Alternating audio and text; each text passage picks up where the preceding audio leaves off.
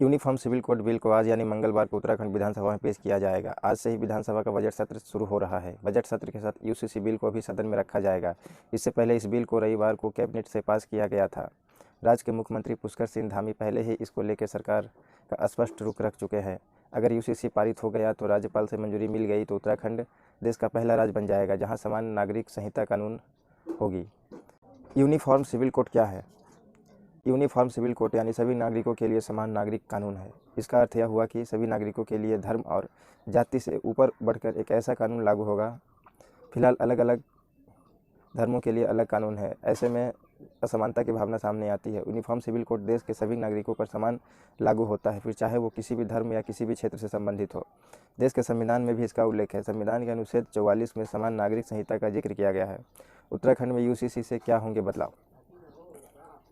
सूत्रों के मुताबिक उत्तराखंड में यूसीसी को लेकर जो ड्राफ्ट सरकार को दिया गया है उसमें कमेटी ने लड़कों के लिए शादी का उम्र 21 साल और लड़कियों के लिए 18 साल निर्धारित की है।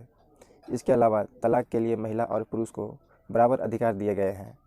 महिला अगर दोबारा शादी करना चाहती है तो उस पर किसी तरह का शर्त नहीं होगा। इस कानून में हलाल को लेकर भी सख्त सज़ा का प्रावधान किया गया है। हलाल जैसे मामले में 3 साल की सज़ा और 1 लाख रुपये तक जुर्माना लगाया जा सकता है। अगर पति या पत्नी में कोई भी जिंदा हो तो यह दूसरी शादी नहीं कर सकेंगे। यूसीसी ड्राफ्ट में विवाह के साथ तलाक का भी रजिस्ट्रेशन अनिवार्य कर दिया गया है। ड्राफ्ट में बेटी और बेटियों के लिए संपत्ति का समान अधिकार की बात कही गई है। इसके अलावा पति पत्नी के तलाक या घरेलू झगड़े के दौरान 5 साल तक के बच्चे की कस्टडी मां को मिलेगी। संपत्ति में जायज़ और नाजायज़ बच्चों को समान अधिकार दिए गए हैं।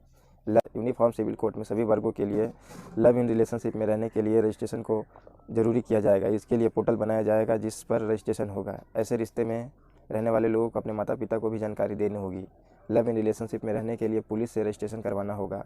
हर शादी के रजिस्ट्रेशन के लिए गांव कस्बे में सुविधा दी जाएगी। अगर किसी ने शादी का रजिस्ट्रेशन नहीं कराया है तो उसकी शादी अमान्य मानी जाएगी। पंजीकरण न करवाने पर 6 माह का सज़ा या 25,000 तक का जुर्माना लगाया जा सकता है।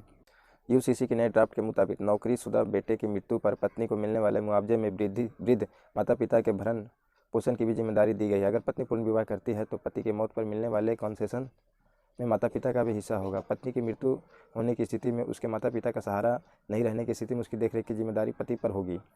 यूसीसी महिला अधिकारों पर केंद्रित है। इससे आदिवासी को भी छूट मिल सकती है।